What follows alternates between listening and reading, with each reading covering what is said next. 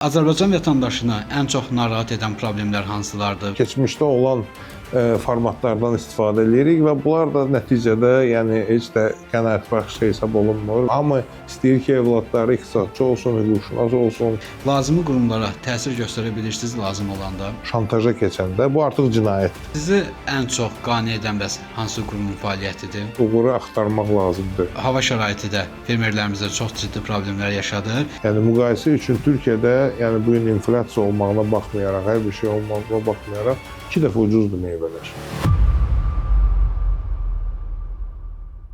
Salam, hər vaxtınız xeyirli olsun. Əziz tamaşaçılar, əziz M-Media izləyiciləri, bu gün Vizyonda İqtisad Elmləri doktoru, Milli Məclisin deputatı Əlibala Məhrəmzadə bizimlə bərabərdir, studiyamızın qonağıdır. Düşünürəm ki, qarşıdakı 45-50 dəqiqə ərzində Əlibala müəllimlə çox maraqlı və səmimi söhbətimiz olacaq və biz bugünkü söhbətimizdə həm sosial məsələlərdən danışacağıq, həm də Əlibala müəllimlə digər maraqlı suallara cavab tapacağıq.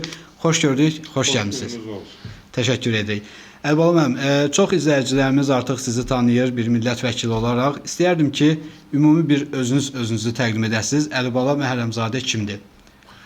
Əlibala Məhrəmzadə Quba rayonunda anadan olmuş bir Azərbaycan vətəndaşıdır.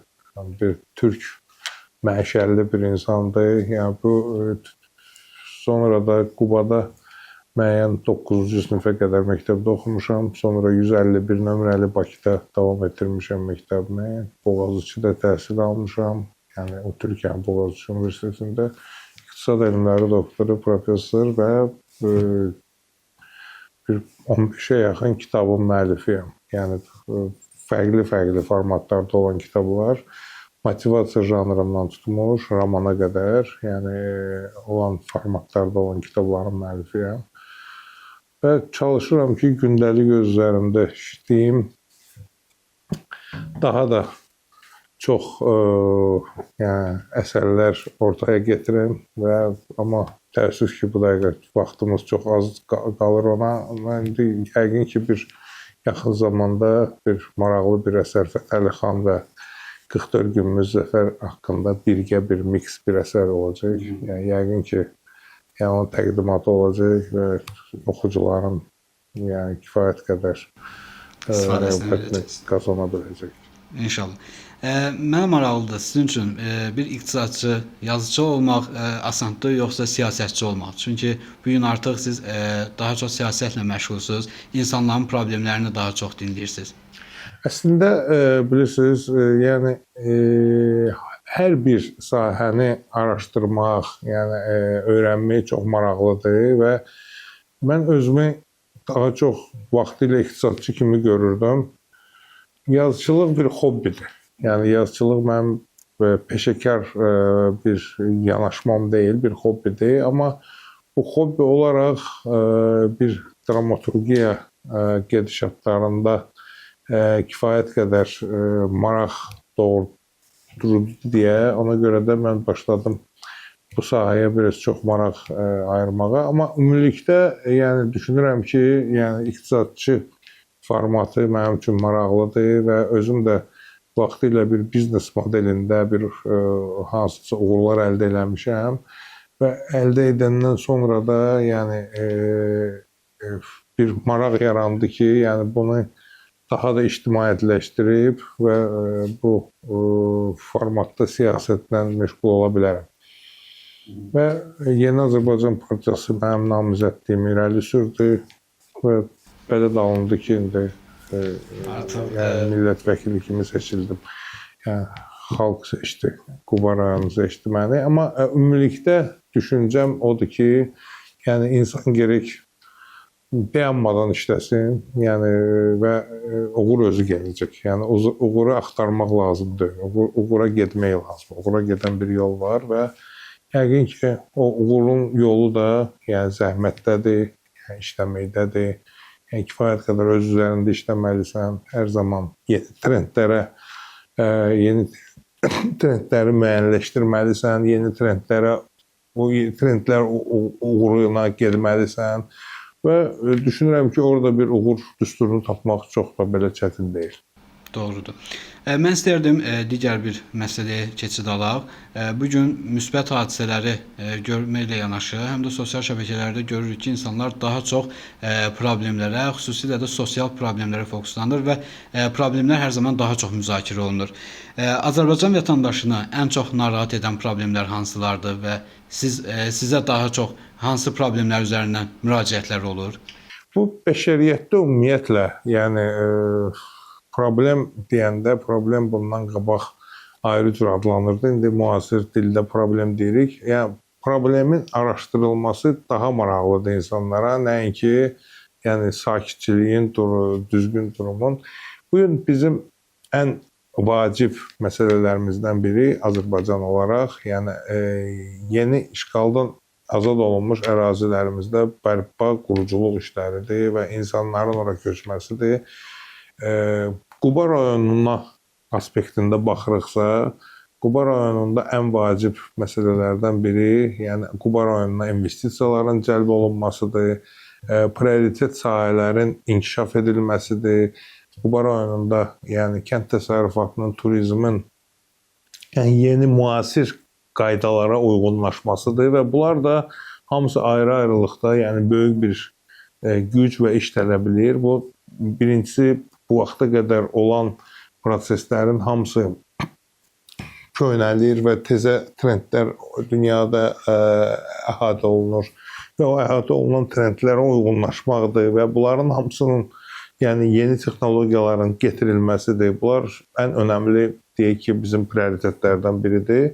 Mən düşünürəm ki, gündəlik həyatımda ən istədiyim məsələlərdən biri də yeni texnologiyaların hansısa bir formada Qubaya gəlməsidir.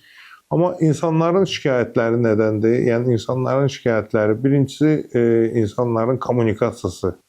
Kommunikasiya şikayətləri həddindən artıq çoxdur. Yəni bir deyək ki, segmentdən o biri segmentə müraciətlər və oradan kifayət qədər geriyə dönüşün olmaması və bəlkə də hardasa düzgün müraciət eləməmələri, hardasa o kontentləri qarışdırmaları və müasir həyatda bəlkə də səhlənkarlıq özlərinin və yaxud müraciət elədiyi qurumun səhlənkarlığı ilə əlaqəlidir. Eyni zamanda insanlarda yəni bu son zamanlar bu işlə əlaqəli, işə düzəlmə ilə əlaqəli bir problemlər çıxır ortalığa və bunlar da kifayət qədər sosial problemlərdir və düşünürəm ki, bir balaca məsələn işə məşğulluqda baxırsan 100 nəfər işçi tələb olunur və 100 nəfər də iş axtaran var. Amma o tələb olunan işçilərin iş yerlərinə uyğun iş axtaran yoxdur. Yəni bu da mən düşünürəm ki, kadrdan çox daha çox kommunikasiyanın düzgün olmamasıdır. Burada hansısa bir peşə təhsilləri ilə, burada bir hansısa bir düzgün bir formulyarlarla yəni bu istiqamətləri dəyişdirmək olar və faiz nisbiliyi ilə çox böyük bir faizini həllini tapmaq olar. Amma orada da yəni kifayət qədər struktur islahatlar olmalıdır. Orada da kifayət qədər analogiyalar dəyişməlidir, texnologiyalar dəyişməlidir. Yəni baxış bucaqları dəyişməlidir. Çox vaxt biz yenə də çox təəssüf ki, keçmişdə olan formatlardan istifadə edirik və bunlar da nəticədə yəni heç də qənaətbəxş hesab olunmur və ona görə də uğursuzluğa aparıb çıxardır. Biz əgər uğurlu bir model axtarırıqsa, mütləq şəkildə, məsələn belə deyək, bizdə fəhlə işləyən insanların sayı yəni təqribən bir 70% ofisiant işləyən insanlardan çoxdur. Yəni amma ofisiant tələb olunur, məsələn hardasa fəhlə işləmək istəyənlər, fəhlə tələbi məsələn həddindən artıq çoxdur və heç orada da o lazım olunmur. Yəni buna hansısa bir kommunikasiya dəyişikliyi ilə bir cüzi bir örnək çəkdim sizin üçün, amma belə formatlar həddindən artıq çoxdur. Məsələn, kənd təsərrüfatı segmentdə işləyənlə, fəhlə işləyənin və yaxud da təhsili olmayanla cüzi bir təhsili olanın fərqi və bunlar da nəyə gətirib çıxarta bilər? Bunlar dərhal, yəni deyək ki, çox yaxın bir vaxtda iş yerlərinin çoxalmasına gətirib çıxarta bilər.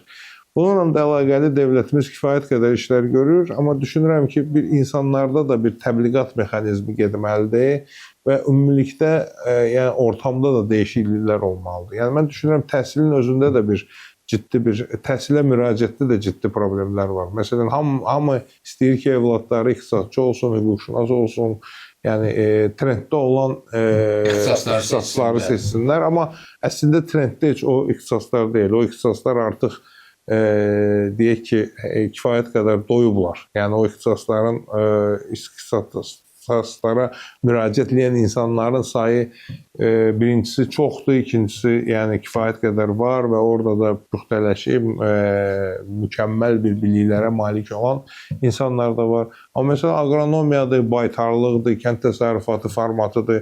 Orada heç işləyənlərin sayı məhduddur. Deyəzdim peşə təhsili. Aqronomiya özü də bir kifayət qədər ciddi bir formatdır. Yəni bugünkü günün bəlkə də ən əsas dünyada trendlərindən biridir və bu gün ərzaq təhlükəsizliyi, qida təhlükəsizliyi problemi kifayət qədər milli təhlükəsizliyin əsas tərkib hissələrindən biridir. Amma niyə görəsə insanlar düşünürlər ki, o aqronomiyada işləyən, agriculturalda işləyən və yaxud deyək ki, baytarlıq sahəsində, heyvandarlıq sahəsində işləyən işlər biraz əziyyətlidir. Amma əslində elə deyil. Yəni onlar da texnologiyalarla əhatə olunur. Onlar da orada texnika ilə əhatə olunur. Yəni bəlkə də hüquqşünasdan daha az əziyyət çəkərək və daha çox mənfəət əldə etmək olar və bunu nəzərə alması üçün bunun bir mədəniyyəti formalaşmalıdır. Bunun bir kifayət qədər böyük bir təbliğatı getməlidir. Və bu təbliğatın da olmaması bəlkə də buna gətirir çıxartır və burada bir böyük problemimiz də təhsilin əlçatan olmamasıdır. Yəni düşünək ki, aqrar sahədə işləyənlərin faiz nisbiliyi ilə əsas tərkib hissəsi, yəni həmin o aqrar sahələrə yaxın olan yerlərdə yaşayanlardır. Və onlar da yəni böyük şəhərlərə müraciət edərək getməkləri, onların misal üçün deyək ki, bizdə aqrarum akademiya ancaq Gəncədədir. Və məsələn Qubadan Gəncəyə getmək və Qubadan Gəncədə gedib oxumaq üçün bir uşağın ayda bir 700-800 min manat xərci olacaq. Yəni bunun ev tutması, onun yeməyi, gündəlik xərcləri və bunlar hamısı.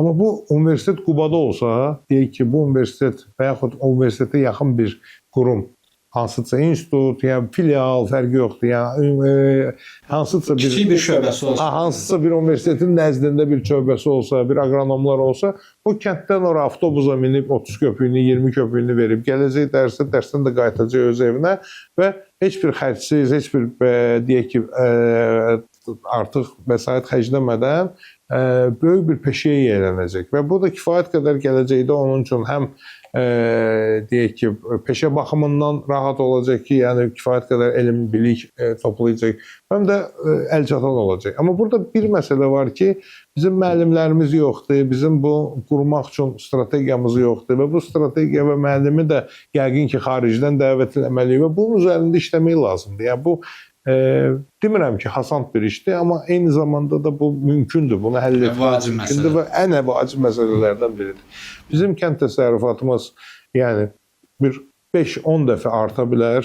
Yəni kifayət qədər orada diapazon var, yəni inkişaf üçün bir format var və o inkişafı etməsi üçün yəni bir nömrəli problemimiz bizim kadr çatışmamazlığıdır. Yəni o sahələrdə yəni böyük kadr çatışmamazlığı var. Eyni şeyi də mən turizmlə danışa bilərəm ki, turizmdə də eyni bir əhatə olunur. Və bu iki segment məsələn deyək ki, Quba rayonunda əhatə olunan, investisiya cəlb olunan segmentlərdən biridir. Və potensiallı sahələr. Belə potensiallı sahədir və ikisində də belə bir boşluqlar var və buna uyğun olaraq dövlətimiz çalışır ki, nələrsə dəyişdirsin. İndi yəni bu başlanğıcdır. Yəqin ki, yaxın bir müddətdə nəticələr əldə edəcəyik. İnşallah. Mən istərdim digər az öncə bir məsələyə toxundunuz. Dediniz vətəndaşların müraciəti zamanı əsasən vətəndaşlar hansısa qurumlara müraciət edir və geri dönüş almadığı halda artıq sizə çıxırlar ikinci dəfə. Bir millət vəkili olaraq siz və yaxud da ki, sizin həmkarlarınız lazımi qurumlara təsir göstərə bilirsiniz lazım olanda. Onlar sizin belə deyim də çağırışınıza səs verirlər. Bəli, səs verirlər. Yəni hələ bu günə qədər bəlkə mən deyim də sizə, hər ay mən 2 dəfə vətəndaş qəbulum olur. Hər vətəndaş qəbulunda da təqribən 50 nəfərə yaxın adam olur. 45, 50, 40. İndi hələ ay olur ki 30, amma ümumilikdə ortam bir 50 nəfər olur. 50 nəfər o deməkdir ki, təqribən aylıq bir 80 nəfər müraciət edir. 80 nəfər müraciətin də deyək ki, bir 30-u 40-ı sırf qurumlarla əlaqəlidir. O 40 dənə müraciətin 40-ından da müsbət cavablar gəlir, məsələlər həll olunur. Məndə hələ ki, indi səhv etmirəmsə 97% də nəticə müraciətlər həllini tapıb, yəni ümumi baxışda. Yəni bu çox yaxşı göstəricidir və bu da təbii ki, dövlətin qurumlarının Sizlərin reaksiyası ilə əlaqəlidir də, yəni reaksiya olunur və bunun üzərində. Çox həssas yanaşırlar. İndiki nazirlərimiz də, indiki komitə rəhbərlərimiz də, indiki qurum rəhbərlərimiz də hamısı həssas yanaşırlar bütün problemlərə. Vaxtında çalışırlar, həll etsinlər hər bir şeyi. Ədalətin bərpa olunması üzərində, yəni kifayət qədər münasibətlər, yəni kəskindir, yəni ona uyğunlaşmaq prosesi gedir. Amma orada ayrı bir şeylər var ki, qanunvericilikdə yəni qarşılanmayan proseslər var orada. Qanunvericilikdə bunlar yəni müraciətlərin heç də öz əksini tapa bilməyən bir formatlar var. Yəni o hallarda təbii ki, yəni biz çalışırıq hansısa bir orta bir məxrəc axtaraq, amma hələ vaxt olur ki, heç bir məxrəc tapıla bilmir. Yəni qanuna zidd olur müraciət və yaxud qanunla əlaqələndirilmir. Amma ümumilikdə yəni qurumların münasibəti normaldır və düşünürəm ki, yəni daha da intensiv işləmək imkanı var. Təəssüf ki, biraz orada kommunikasiya problemləri yəni mövcuddur bu gün. Yəni insanların özlərində. Sizi ən çox qane edən bəs hansı qurumun fəaliyyətidir? Vallahi deməzdim ki, qane etməyən var, amma ən çox belə Kənd Təsərrüfatı Nazirliyi ilə çox intensiv işləyirəm. İqtisadiyyat Nazirliyi ilə çox intensiv işləyirəm. Sosial Müdafiə Nazirliyi ilə çox intensiv işləyirəm. Təhsil Nazirliyi ilə çox intensiv işləyirəm. Səhiyyə Nazirliyi ilə çox intensiv işləyirəm. Yəni bunların hamısı ilə intensiv işləyirəm deyə qane etməyən qurum yoxdur. Yəni və Daxili İşlər Nazirliyi ilə, Daxili İşlər Nazirliyi tam belə açıqdır o formatda. Yəni müraciətlərə dərhal cavablar gəlir, dərhal reaksiyalar bilinir. Yəni bunlar hamısı bilirsiniz, qane etməyən qurum mənim üçün, mən hələ indiyə qədər hiss eləməmişəm bu 2 ildə ki, kimsə yazdığımız məktuba cavab verməsin və yaxud zəngimizə cavab verməsin. Ola bilər bir müəyyən bir müddət zəngə cavab verilməyəndə geriyə dönüş olur. Amma yəni ümumilikdə yəni mən sizə o dəstxətti bildirmək istəyirəm ki, orada belə bir problem yoxdur. Problem insanların müraciətinin formalaşmamasında da var. Yəni belə bir müraciətlər olur ki, aradakı adam fikirləşir ki, bu müraciəti eləməmişdən qabaq. Yəni düşünmək lazım idi ki, bu müraciəti eləməyək də. Yəni tam mümkünsüz müraciətlər var və onların da hamısının arxasında yəni yenə də bir yazışmalar, işlər, yəni o müraciətin mümkünsüz olub-olmamasından asılı olmayaraq o müraciətə baxılır. Yəni o müraciət o instansiyalara çatdırılır, müzakirə olunur, dəfələrlə yazışmalar olur. O yazışmaların sonunda qiymətləndirilməsi olur və bu kifayət qədər də böyük bir deyək ki işdir, yəni böyük bir yazışmalar, aparılma, arxivləşmə, bunlar hamısı bir böyük bir potensial olaraq bir işdir və ona görə də onun nəticəsi də qiymətləndirilməsi də yəni hər bir millət vəkili üçün çox vacibdir. Bəs sosial şəbəkələrdəki hazırki vəziyyət sizə necə qane edilmir? Ümumiyyətlə sosial şəbəkələrin cəmiyyətə təsiri olsun, istər sosial şəbəkələrdə daha çox siyasətçilər, ictimai siyasi insanlar daha çox tənqid olunur, haqlı və haqsız. Ümumiyyətlə bax siz tənqidlərə və orada yazılanlara münasibətiniz necədir? Siz özünüz onlara necə münasibət göstərirsiniz? Bilirsiniz, bizim formatımız, deyək ki, bugünkü gündə Azərbaycanın götürdüyü format, yəni kifayət qədər şəffaflığın və yeni üslublara, yeni trendlərə söykənən bir formatdır deyə Yəni təbii ki, tənqid və yaxud tənqidin hansısa təsvir formatı olması, yəni hər zaman yaxşı olub olmamasını qiymətləndirən bir qurum olmalıdır. Yəni mən düşünürəm ki, bunun bir hansısa bir deyək ki, bunu idarə edən və yaxud bu idarə edən biraz kəskin çıxır. Yəni onu nəzarət edən bir qurum olmalıdır. Və bu tənqid təhqirə keçməməlidir. Yəni çox önəmli faktorlardan biri odur ki, yəni təhqirə keçəndə, yalana keçəndə, iftiraya keçəndə, şantaja keçəndə bu artıq cinayətdir. Yəni o tənqid deyil.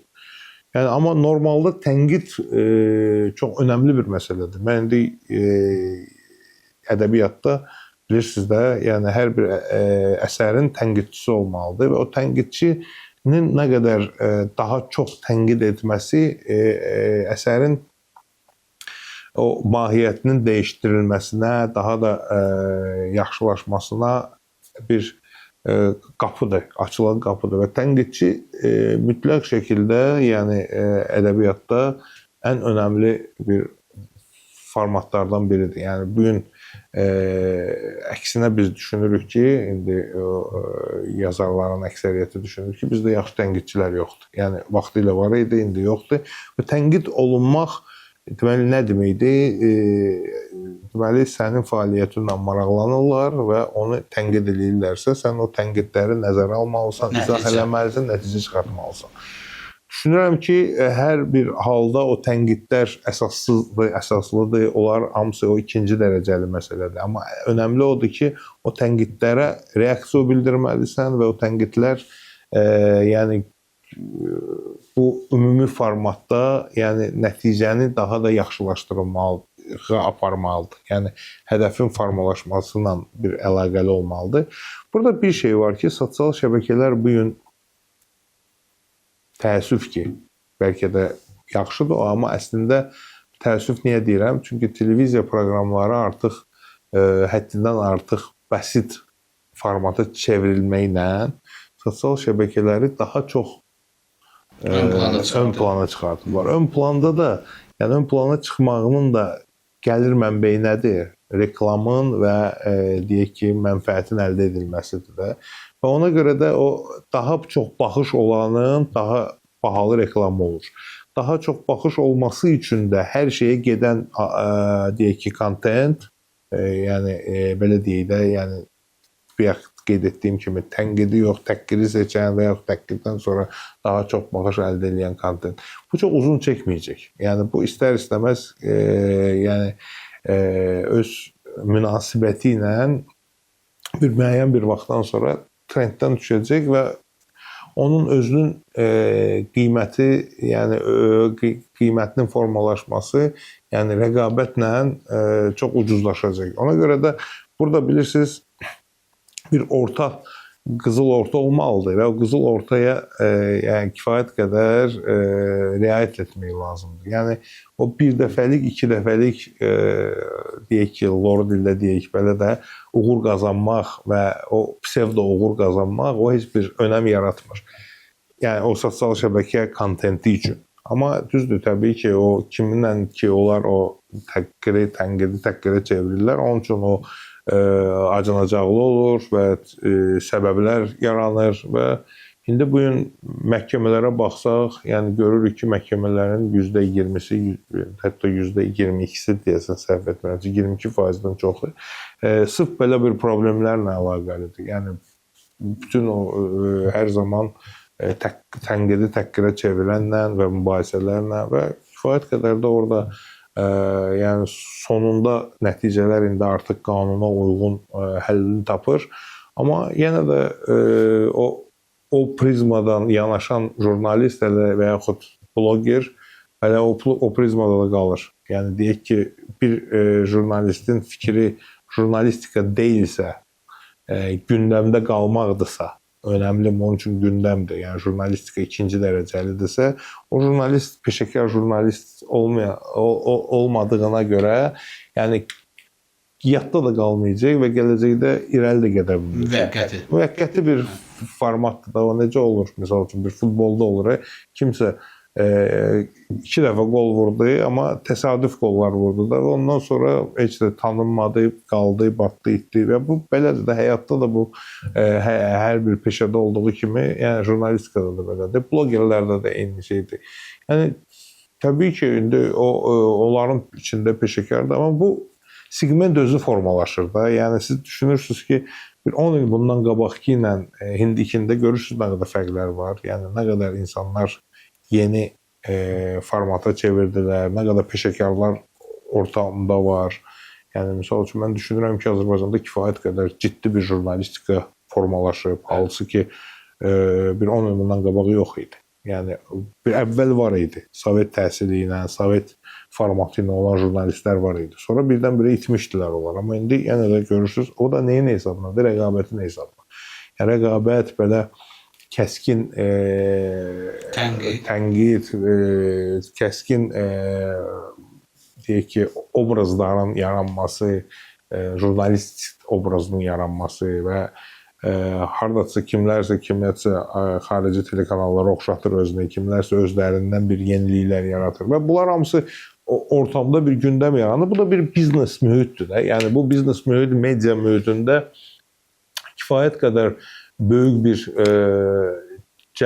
reklam cəlb edici bir kifayət qədər büdcəsi ola bilən bir mühitə çevrilə bilər.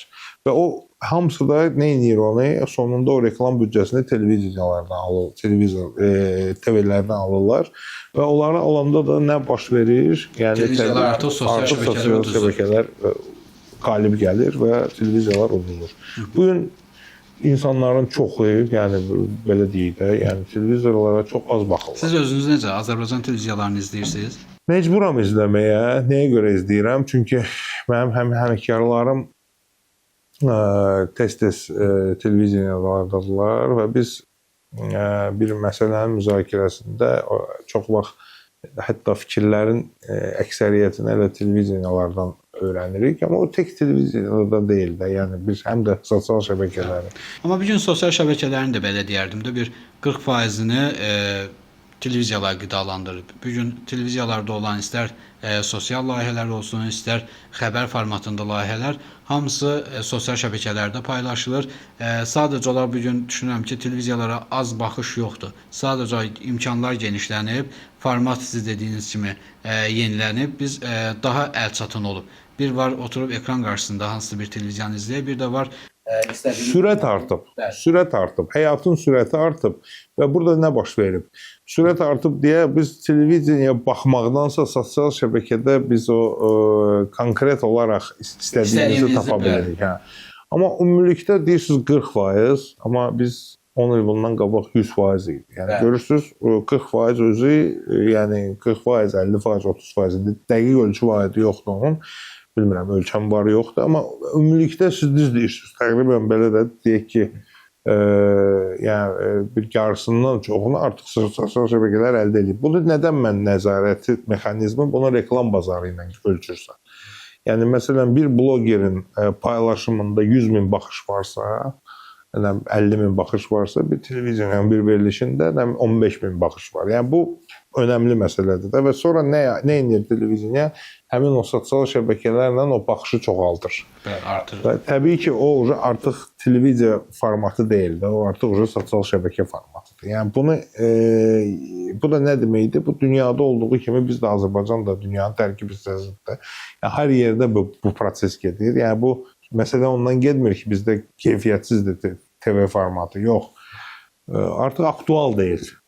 Yəni eyni bir şeyi təkrar eləmək aktual deyil. Yəni bu gün müasir insan ayrı bir şey axtarır. Müasir insan sürət axtarır. Müasir insan yəni ciddi bir keyfiyyət axtarır. Yəni və artıq o keyfiyyəti də, sürəti də tez bir zamanda müşahidə edə bilir. Regionlardan böyük şəhərlərə miqrasiyanın səbəbindən danışaq.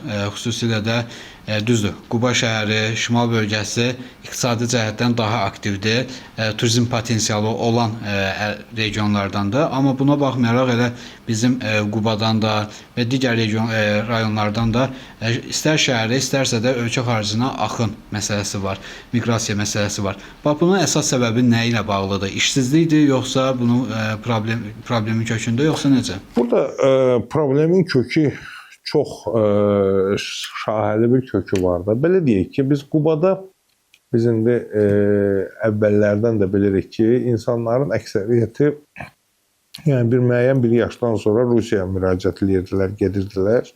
Bildiyimə görə 100 minə yaxın bir Qubalı Rusiyada yaşayır. Yəni belə aşağı-yuxarı belə bir toplumları sayanda.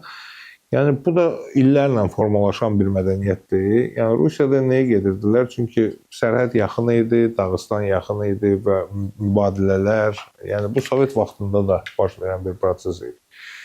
Amma ümumilikdə bu gün siz düz deyirsiniz, ona baxmayaraq ki, Quba turizm potensialı olan, kənd təsərrüfatı potensialı olan bir rayondur, amma ona baxmayaraq bu gün kəndlərdə hər dəfə biz kəndlərə gedəndə görürük ki, bir neçə ev yenə də boşaldı və təbii ki, insanların sayı azalır. Bunun da səbəbi, bir neçə səbəbi var. Mən əsas səbəblərdən birini düşünürəm ki,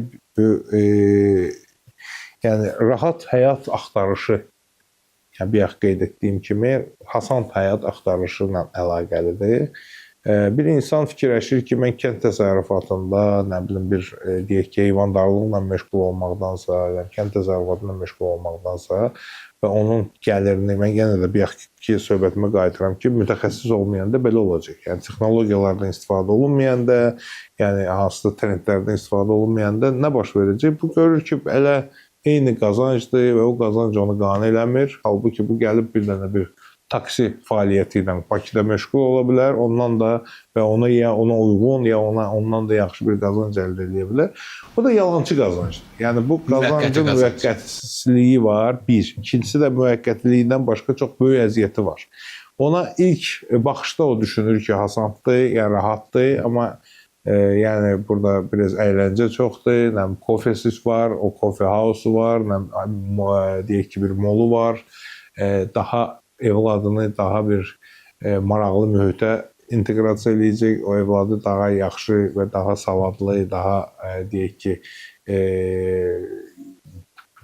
rahat bir həyata devr edəcək, rahat bir həyatda yaşayacaq. Amma əslində bizim problemimiz, mən bir söhbətimin əvvəlində qeyd etdiyim kimi, bizim problemimiz sahəni bilməmə ilə əlaqəlidir. Yəni bizim problemimiz mütəxəssis olmamaqla, yarımçıq bir fəlsəfə var çoxlarında. Məsələn, fikir vermişsinizsə, bir də görürsən ki, həkim diplomu olan gedir, nə bilim, nəsə satır. Tam başqa ixtisasla məşğul. Kimsə, tutalım ki, ixtisası, mühəndis ixtisası olan, nə bilim, ayrı bir işlə məşğul olur. Və bunlar hamısı, yəni bu yarımçıq fəlsəfəsidir. Yəni bir insan həyatda gerək bir hansısa nəticə əldə eləsin, ondan sonra bir o məsləki dəyişmək və ya böyütmək fikrinə getsin. Bizdə o fəlsəfə əvvəldən var və bu da İpək yolunun yanında olduğumuza görə daha çox bizim zona, deyək ki, bizim Azərbaycanımız yəni alış-veriş zonası olub. Buradan hər zaman karvanlar, yəni böyük tacirlər buradan keçiblər və biz genetik olaraq yəni buna biraz meylliyik. Yəni bu alış-verişə, biraz rahat həyata. Amma bu gün heç də o mən dediyim həyat çətin həyat deyil. Yəni o texnologiyalar, o müəyyən bir formatlara uyğunlaşmaq, amma düzdür, onlara uyğunlaşmaq üçün bir o texnologiyaları almaq lazımdır. Onlara maddi vəsaitlər olmalıdır və onların olmaması da bizdə bir problemdir. Yəni biz şəhərdən kəndə geriyə dönüşün, yəni urbanizasiyanı saxlamağımız üçün yəni o kənddə, rayonda, regionda infrastruktur yaratmalıyıq. Yəni urbanizasiyaya uyğun olan infrastruktur orada olmalıdır. Məsələn, əyləncələr olmalıdır. Məsələn, hər bir kənddə yaşayan insan bilməlidir ki, necə ki Bakıda o tutalım, o infrastruktura yaxındır. Məsələn, siz idmana getmək istəyirsiniz, idman salonu yanınızdadır. Üzgüçülüyə getmək istəyirsiniz, üzgüçülük yanınızdadır. Kofe içmək istəyirsiniz, kofe yanınızdadır. Yəni bütün o imkanlar və deyək ki, o hansı ki, bəlkə də bizə biraz o sadə gəlir, amma əslində o şəhərin infrastrukturu deyək də, yəni belə də demək olar. Onlar ki var, onlar orada olmadığına görə əslində axın onun üzərindən başlayır. Sizin sözünüzdən belə çıxır ki, insanlar daha çox o infrastrukturun olmamasından dolayı böyük şəhərlərə üst tutur. Demirəm daha çox, yəni bu da bir formatın biridir. İkinci məsələ təbii ki, maddi məsələdir. Yəni pul qazanmamaq və yaxud pul. Amma orada da mən biraz tərəddüd eləyərdim ki, məsələn biz mən kifayət qədər həmin o deyək ki, ətrafda pul qazanan adamları tanıyıram. Yəni kifayət qədər maddi imkanı olan insanları tanıyıram. Hansılar ki, paraleldir də, yəni iki ailədir, biri salıb heyvandarlıqla məşğul olur, biri məşğul olmur. Biri əkinçiliklə məşğul olur, biri məşğul olmur. Biri sahibkarlıqla məşğuldur. İntensiv bağ əkir. Keçən dəfə bir nəfər gəlmişdi mənə, bir ucu qar bir kənddən deyir ki, mən deməli kartoşka əkmişəm Qubada. Yəqin bilərsiniz o Yelv tərəfi. Yəni deyir kartoşka əkmişəm və kifayət qədər uğurlu alınıb. Yəni mən düşünürəm ki, bizim kartoşka məsələn Gədəbəy kartoşkasından da dadlıdır və mən bunu məsələn kilosunu o Gədəbəy kartoşkasından da baha satıram və mənim müştərim də var. Mən indi artıq istəyirəm biraz çoxaltım və bunu necə kredit alım, nə edeyim. Biz belə oturduq, araşdırdıq. Bu torpaq sahəsi azdır. Amma deyir, mən icarəyə nə qədər istəyirsiniz, torpaq götürə bilərəm. Niyə görə? Çünki ətrafımdakı torpaqlar hamısı bomboş qalıb. Heç kim heç nə əkmir. Məsələn, adi bir halda indi o getdi, kredit götürdü, texnika aldı, yəni başladı inkişaf fəaliyyəti başladı. Halbuki bunun kəndində bəlkə də bir yüzlərlə insan var bunun kimi. Heç biri bunu eləmək istəmir. Və indi düşünürəm ki, niyə eləmək istəmir? Yəni bunun da cavabları var. Yəni hər bir insan lider ola bilmir. Hər bir insan öz üzərinə o məsuliyyəti götürə bilmir. Təbii ki, belədir. Amma birdən-birə bir kənddə heç kim eləmək istəməməsi də bu deməli bu araşdırma səbəblərini aparır çıxardır və bunu araşdırmalıyıq. Və indi təəssüf ki, bu gün dövlətimiz tək bu işlə məşğul olmur da. Yəni bir qeyd etdiyim kimi bizim bərpa quruculuq işlərimiz var. Daha prioritet deyək ki, regionlarımız var ki, bunları mütləq şəkildə tez bir zamanda eləməliyik. Çünki bu trend gəlib buradan keçəcək, yəni yol buradadır, dəhliz buradandır və dəhlizin keçməsi üçün kifayət qədər ətrafda infrastruktur formalaşmalıdır və buna görə də yəni hamı köçlə məşğuldur, bir işlərlə məşğuldur və bura vaxt çatmır. Bu da önəmli faktordur. Yəni biz necə ki ailəmizdə o cür yəni bir neçə ailənin içində, toplumda, bir regionda və sonra da dövlətdə yəni eyni problemlərdir. Yəni kadr çatışmamazlığı hər yerdə var və bu da ciddi bir əsas prioritetlərimizdən də biridir. Və bu gün bununla çox ciddi bir həm deyək ki, təhlil gedir, həm bunun üzərində işləyir, Təhsil Nazirliyi də işləyir, çalışır və qanunvericilikdə də istəyirik ki, hələ bir modellər quraq ki, bu tez bir zamanda təhsilə əl çatan bir təhsili əldə edək. Yəni bəlkə illəri azaldaq, bəlkə onun keyfiyyətini çoxaldaq. Yəni bugün bilirsiniz bizdə Sovetdən qalma stereotiplər də var, həddindən artıq çoxdur. Müəllimlərimizin bir hissəsi oradan qalmalardır. Saxta diplomlu müəllimlərimiz var. Yəni cəmiyyətdə problemlər həddindən artıq çoxdur. Yəni bunların hamısı bir-birini bir o zəncirvari bağlayır və ona görə də çox böyük problemlər yaşayır. Əlibala müəllim, son dövrlərdə, ümumiyyətlə bu mövsümdə demək olar ki, artıq yayın əvvəldə, amma hava şəraiti də fermerlərimizdə çox ciddi problemlər yaşadır. Zaten fermerlərimiz hər zaman biraz məhsulun satmasından şikayətlənirdi, gileylənirdi. Bu sosial şəbəkələrdə də bu problemləri biz hər zaman oxuyurduq, onların yazılarını, tənqidlərini. Ümumiyyətlə fermerlərin məhsulunu bazara çıxarmasında hansı çətinliklər var regionlarda? Çünki sizə bayaqlar özünüzdə qeyd elədiniz ki, müraciətlər olur. Bu məsələyə toxunardıq və bir də kəndlər üçün subsidiyaların effektivliyindən bir danışardıq.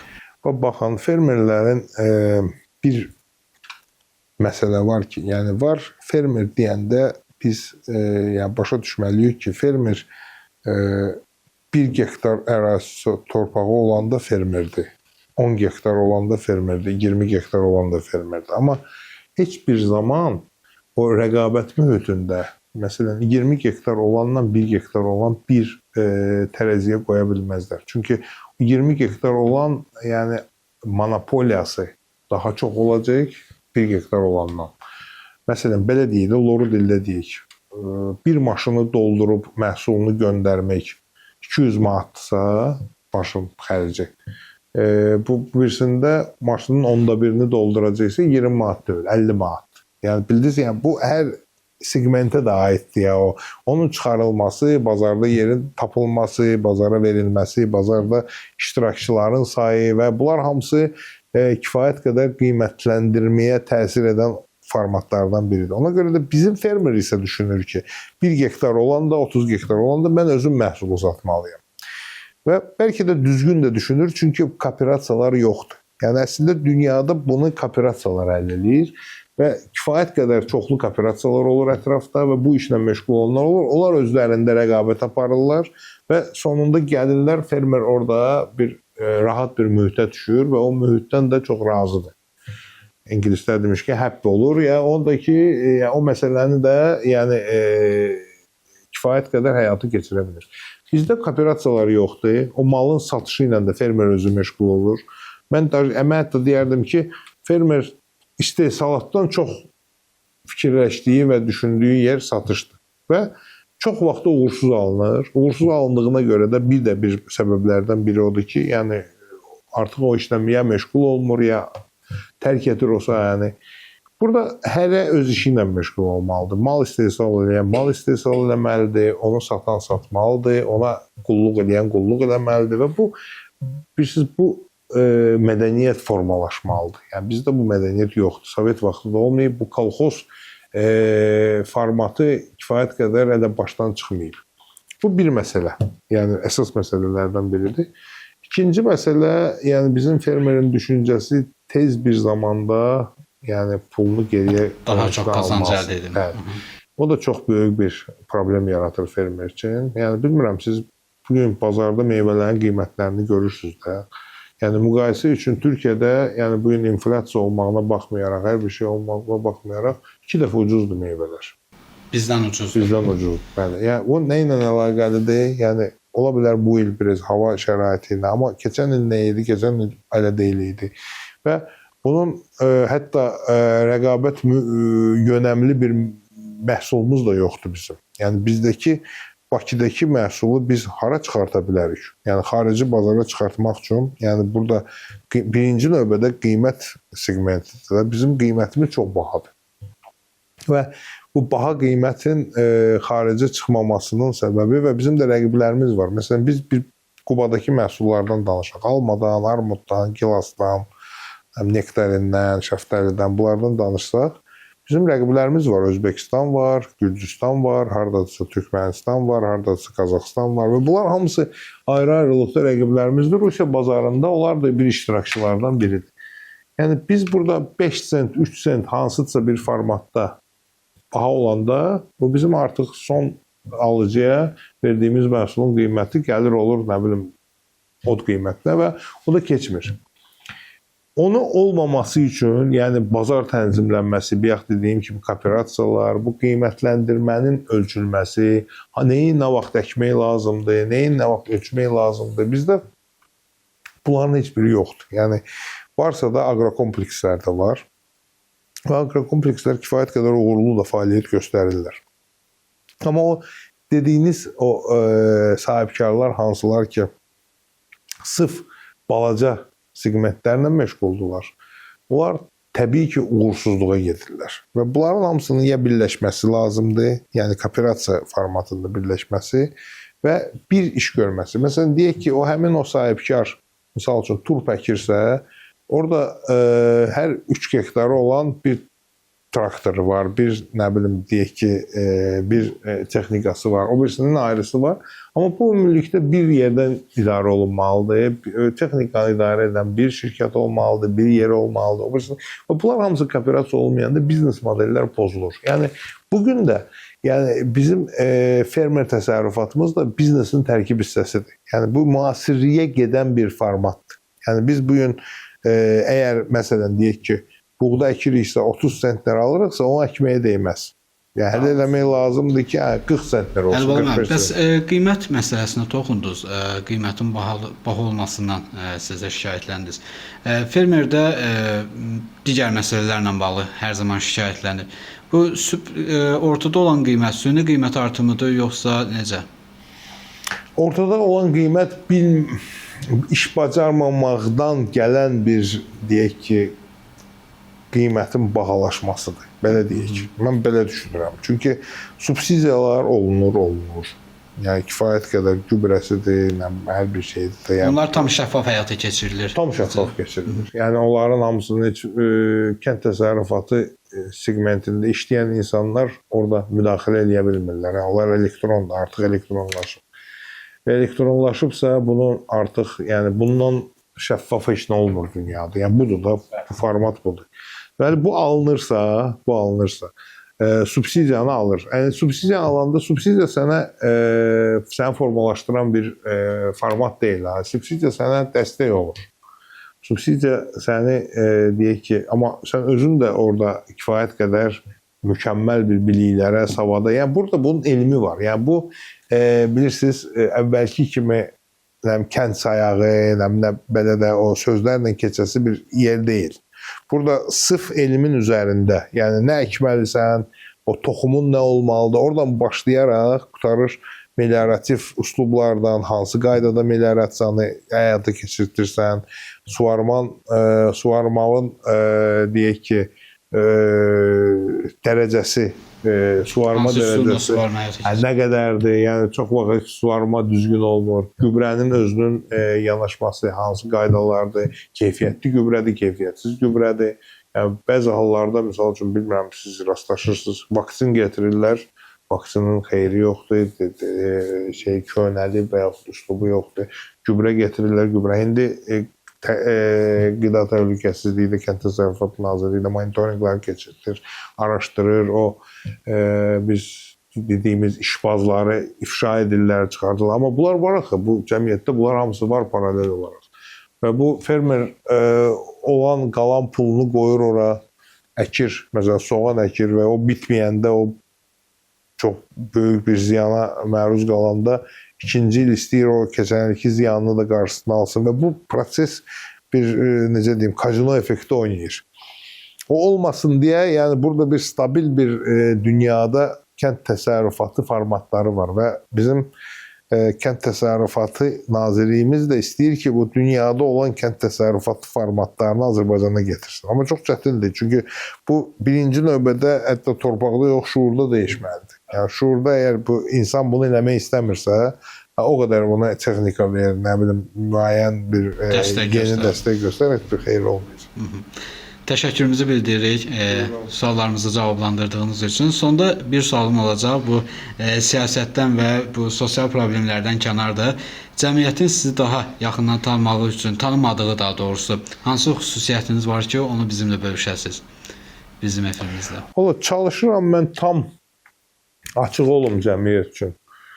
Bilmirəm hansı xüsusiyyətim var, amma mən motivasiya spikeriyəm özüm.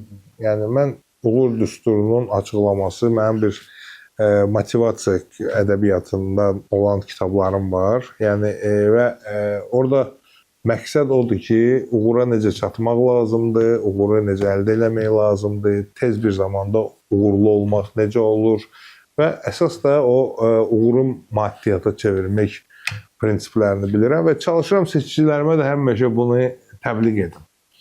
Bilmirəm necə alınır, alınmır, amma hər halda psixoloji olaraq, psixoloji faktorlardan biri də odur ki, insanı motivasiya ədəbiyyatında müsbət enerji toparlamağa yönətmək lazımdır. Yəni insan mənfi enerji ilə heç uğur əldə edə bilməyəcək. Yəni onun qoyduğu hədəf də, qoyduğu məqsəd də müsbət enerji üzərində qoyulmalıdır ki, bu düşünməlidir, inanmalıdır ki, o müsbət düşüncələr üzərində qələbəni özü əldə edəcək. Yəni qələbə əldə edəndən sonra daha yeni